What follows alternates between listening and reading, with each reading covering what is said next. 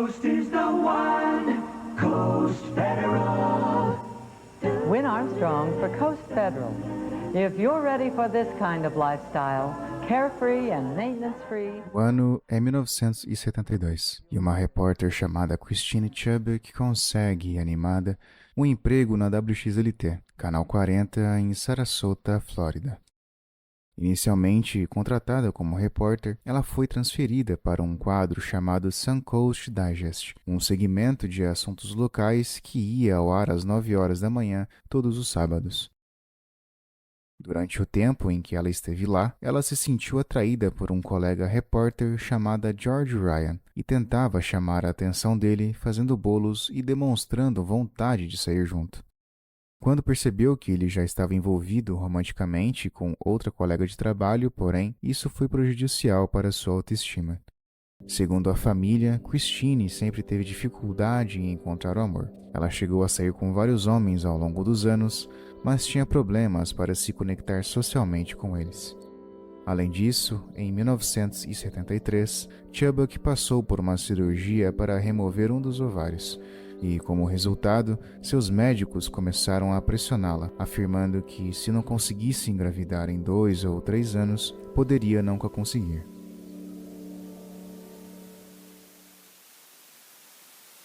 You come by and look at these cars, take your pick. You can still pick your car by color alone because we're going to be standing behind it.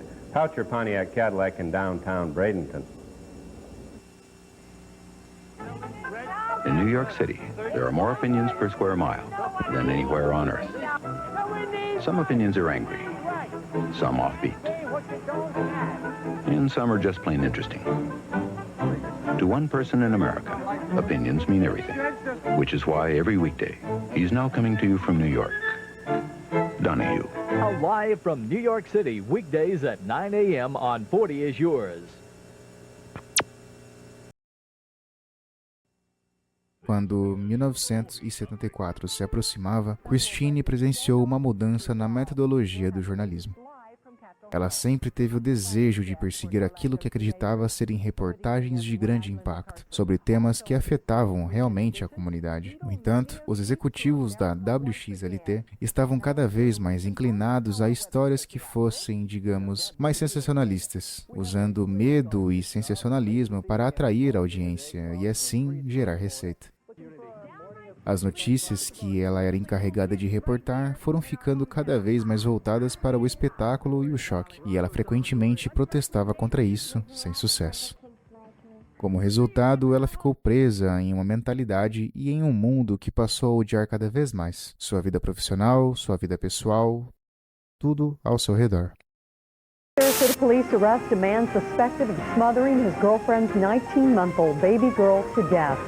And some local kids hit the books and still have time to make a difference in their community. Kathy Winkler profiles 2-star achievers.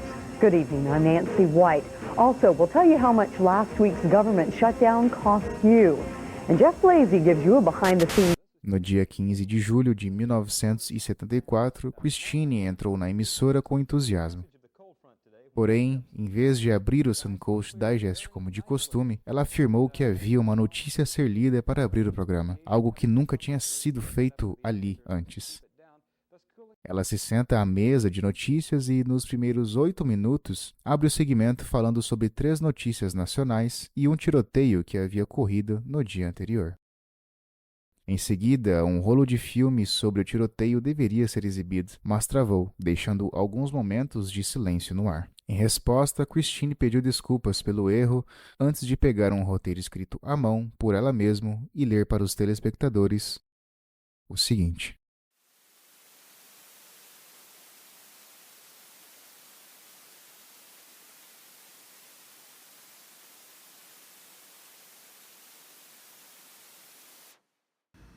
Substantially to those statistics.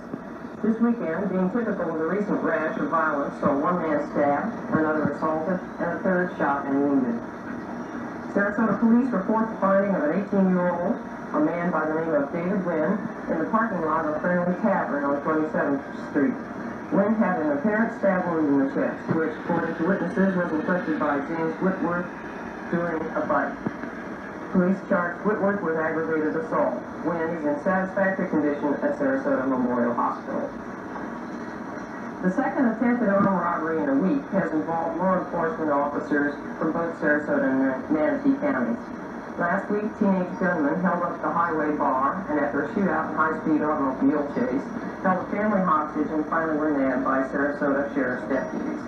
Early Sunday morning, the Beef and Bottle restaurant north of Sarasota Bradenton Airport on US 41 was the site of an attempted armed robbery and shooting. TV40 newsman Bob Peterson was on the scene shortly after it began, and he filed this report. Sorry, for those of you who saw Late Night Weekend News Watch last night, we did have a film report and a commentary by Bob Peterson. Unfortunately, we had technical difficulties and cannot bring it to you now. However, News Watch tonight at 5:30, and we will have that story for you then. As of this morning, Grace Foster, who was shot in that incident, is in satisfactory condition at Sarasota Memorial Hospital.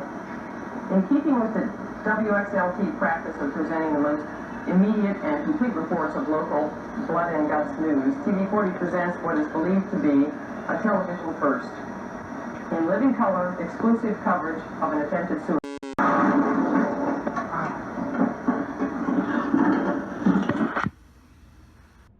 Nesse momento, Christine sacou um revólver Smith & Wesson que havia escondido na sua bolsa, colocou atrás da orelha direita e atirou imediatamente, caindo para frente sobre a mesa. Em uma resposta frenética, os técnicos rapidamente cortaram a transmissão para preto e correram para colocar um filme em seguida. As ligações começaram a inundar a emissora, com os telespectadores questionando a autenticidade do que haviam acabado de presenciar, com alguns acreditando que aquilo era apenas uma brincadeira mórbida ou uma pegadinha. No entanto, estava longe disso. Ela foi levada às pressas para o hospital de Sarasota e, de volta à emissora, o diretor de notícias, Mike Simons, encontrou 2 páginas de um roteiro deixadas por ela. Mas a segunda era um texto para ser lido por um terceiro. O texto era o seguinte: Hoje, Christine Chubbuck atirou em si mesma durante uma transmissão ao vivo. Ela foi levada ao Hospital Memorial de Sarasota, onde permanece em estado crítico. Surpreendentemente, a previsão de Christine acabou se concretizando. Não só porque ela realmente estava naquele hospital, mas porque permaneceu em estado crítico por 14 horas até a sua morte. O corpo de Christine foi cremado e suas cinzas espalhadas no Golfo do México, marcando o fim de uma vida cheia de desespero. Para quem conviveu com ela e para seus entes queridos, porém, ficou um vazio agonizante que jamais seria preenchido.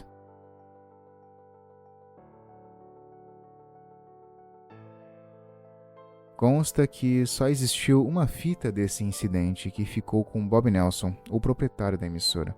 Após a sua morte, a esposa dele, Molly, ficou com as fitas antes de entregá-la a um escritório de advocacia, onde permanece até hoje e, pelo que tudo indica, jamais verá a luz do dia.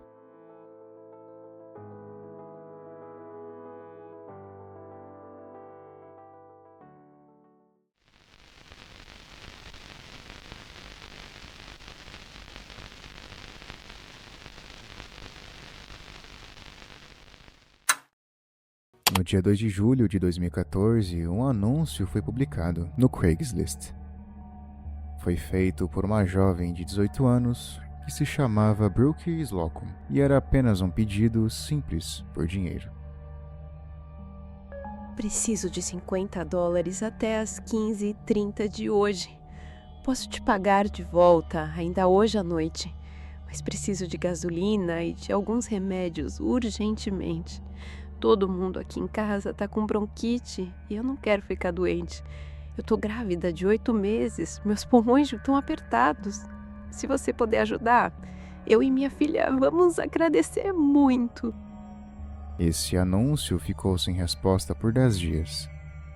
Às 10h08 da noite de 12 de julho, Brooke recebe um e-mail de um homem usando o nome Mike's Hard. Posso receber vocês. Você tem algo em mente? Tenho 25 anos. Essa foi a resposta a outros anúncios separados que Brooke havia feito na mesma época, em que ela oferecia sexo em troca de dinheiro. Segundo amigos dela, isso não era algo que ela fazia por vontade própria. Seu então namorado, Charles Openier, de 25 anos, a coagiu a participar desses encontros, sempre acompanhando Brooke nessas ocasiões. Mesmo relutante, Brooke respondeu 20 minutos depois.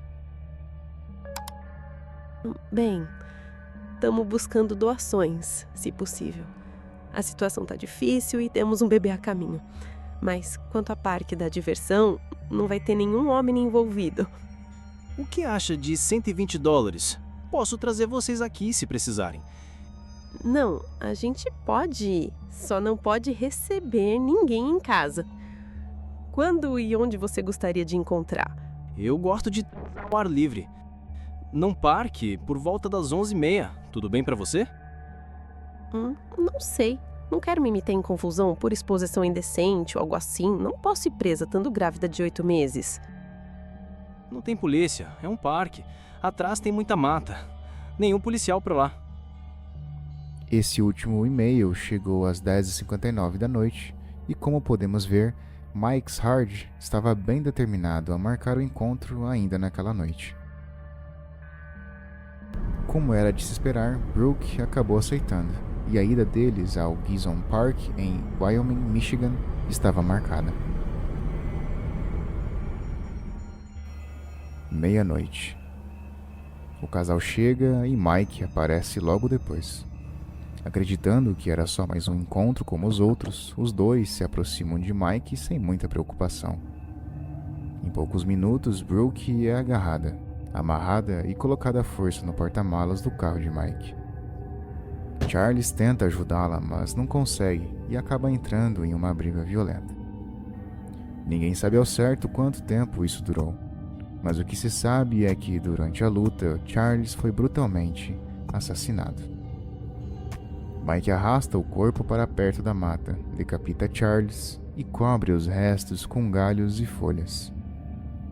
Sem que ninguém visse nada, ele entra no carro e, com a cabeça de Charles e Brooke presa, vai embora naquela noite.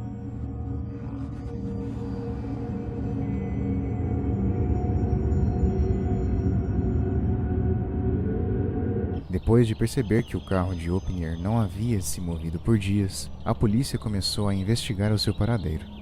Ninguém sabia onde ele estava, mas o carro permanecia lá. Assim, no dia 17 de julho, 5 dias após o encontro com Mike, a polícia começou a vasculhar o parque. Ao revistar a área de mata ao fundo, encontraram um corpo, sem cabeça, debaixo dos arbustos. Mais tarde, foi identificado como Charles Openier. Nas horas seguintes, a polícia percebeu que Charles não estava sozinho. Sua namorada também estava desaparecida. Com urgência, as autoridades conseguiram um mandado para vasculhar o apartamento dela e começaram a investigar o notebook de Brooke. No computador havia várias conversas, mas uma sequência com Mike Hard se destacava. A unidade de crimes cibernéticos contra crianças foi chamada para investigar quem era o verdadeiro dono do e-mail, e descobriram que ele estava vinculado a outro endereço, que por sua vez levava a um Facebook de um homem que não se chamava Mike, mas sim Brady. Brady ou Strike. A polícia montou uma vigilância perto da casa dele, enquanto aguardavam um mandado de busca. Ainda não havia provas suficientes para um mandado de prisão, o que foi um grande obstáculo. As horas passavam sem avanços até que, por volta das 21 horas do dia 17 de julho, Brady foi visto entrando em seu carro e saindo de casa. Pouco depois, foi parado por um policial. Antes que pudessem abordá-lo, ele acelerou, dando início a uma perseguição intensa.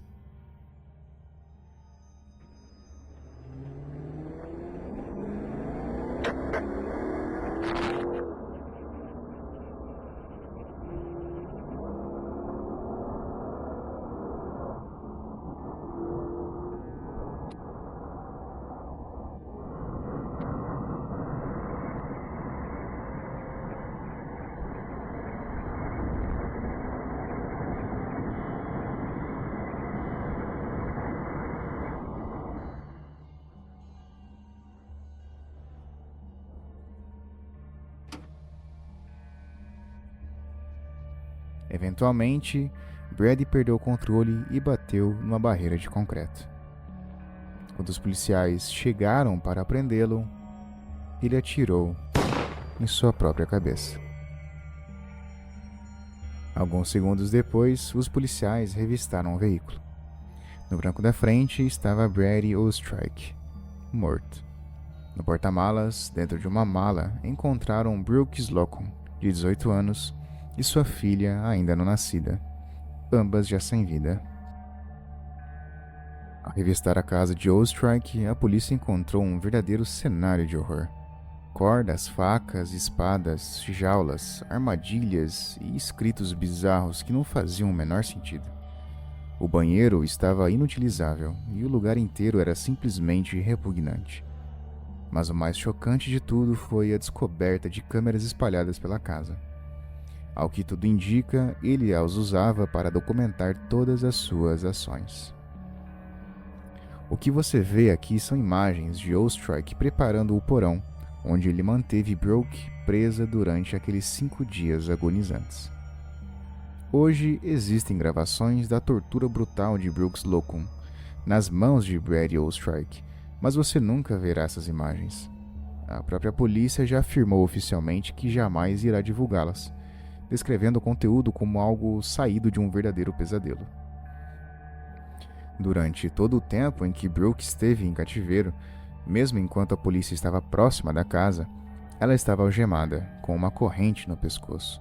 Segundo relatos, Ostrike prendeu seus braços em cordas penduradas no teto, deixando-a suspensa enquanto a agredia sexualmente e a torturava, até finalmente estrangulá-la até a morte. Tudo isso foi registrado em vídeo. Anos depois, a mão de Charles Opner foi encontrada em uma estrada rural, a cerca de 27 quilômetros do Gizon Park. É um fim assustador para uma saga online perturbadora, que deixa claro o quanto nunca sabemos realmente quem está do outro lado de um anúncio no Craigslist, aplicativos de namoro ou qualquer outro lugar na internet, até o momento em que nos deparamos cara a cara com a pessoa. O que começou com um simples pedido de $50 acabou levando à morte de 3 pessoas, após dias de puro pesadelo orquestrado por um homem totalmente depravado. As imagens das torturas, até hoje, são consideradas uma mídia perdida que provavelmente nunca será vista pelo público. E considerando o conteúdo, talvez seja melhor assim.